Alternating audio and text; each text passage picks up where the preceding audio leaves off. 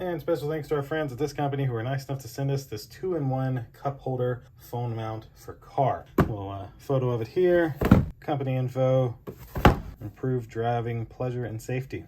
So let's open it up and see. This is adjustable, so you can loosen this, bring it up, tighten it, loosen this one, bring it out, tighten it, and it's designed to just go into a big cup holder. Now, of course, for the box, they do include a nice little instruction set, and then this is for your phone.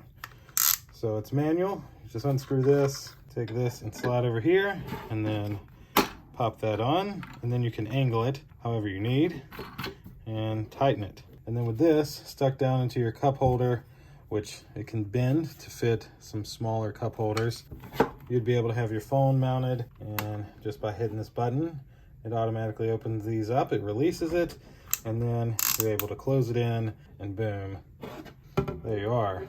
Your phone is mounted on this. And then you can take your phone off, and there you are. That's really it for this 2-in-1 cup holder phone mount for car. Thanks again to the company who was nice enough to send this to me. Thank you all for watching. We'll see you in the next one. Deuces.